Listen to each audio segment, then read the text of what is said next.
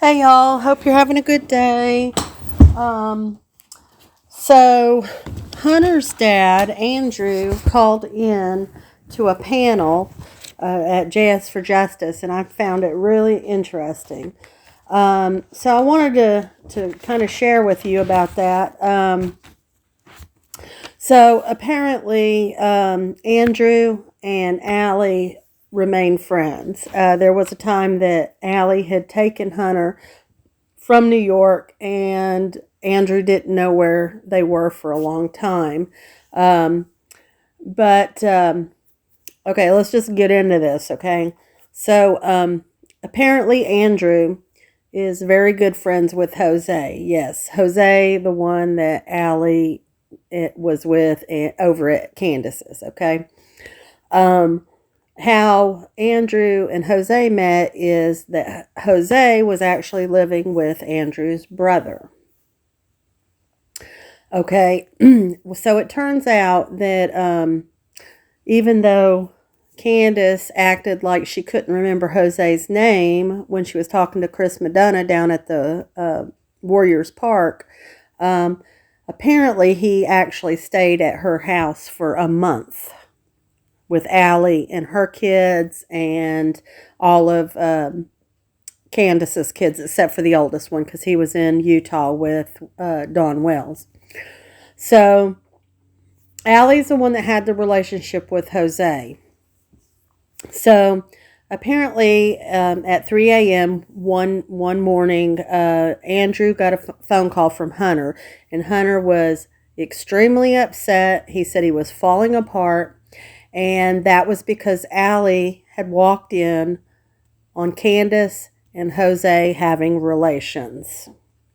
He went on to say that Allie and Hunter's story were the exact same, and that's actually what the falling out between Allie and Candace was. That night when that happened, of course, Allie's very upset, and she's wanting to go back home. Now, there's a little confusion about how she got home. We've talked about, was it Grandis that took her home? But Andrew was under the impression that Candace had taken Allison back to her house. And when Dawn Wells came back home and there was the big altercation between him and Candace and Grandis and Jose, that was when we were told that Grandis took Jose to North Carolina. Now, Andrew couldn't confirm or deny that.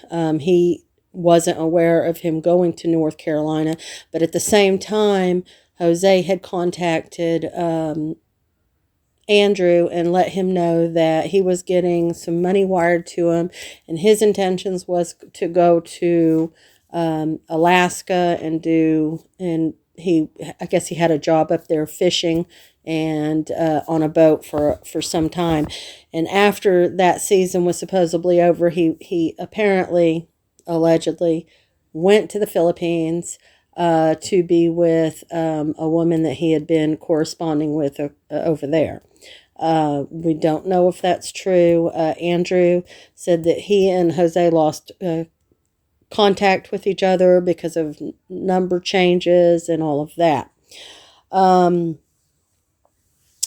Also, something that Andrew brought up was that there was a time when he said it was a 3-person bachelor pad. So I don't know who the third person might be, but it was him and Jose and some other person. And they asked how that was with staying with Jose. And apparently Andrew knew of the accusations against Jose because he went on to say that he was always respectful to him and to his kids, and that he trusted him, and that he never made any advancements towards his children. To me, that's a little alarming because if someone's been accused of something with a child, they're not going to be around mine. But anyway. So she went on to ask if Andrew thought that there was anything going on between Candace and Hunter's relationship. And he said, well, they didn't have like a relationship, but he did feel like they were fooling around, I guess. And she asked why he thought that, and he said, well, Candace would always leave really nasty comments on his Facebook feed. And she asked him to elaborate on that, but he just said, he didn't want to, that it was just too nasty. But he went on to suggest that he thought, well, because Candace and Allie were inseparable, and he kind of made the not an accusation, but just kind of put it in your head that possibly something might have been going on between them two as well. She went on to ask him what his thoughts were on the interview with Hunter and Chris Madonna. And Andrew said that Hunter was extremely upset over Summer's disappearance, and that he felt that Hunter was lying to Chris Madonna, and said that he was so nonchalant and that it was bullshit. His words. He also said that he thought that Hunter was being used as an alibi for Candace.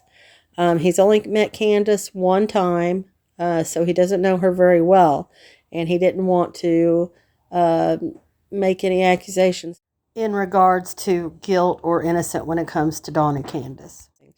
He wasn't willing to go there because he didn't know them very well.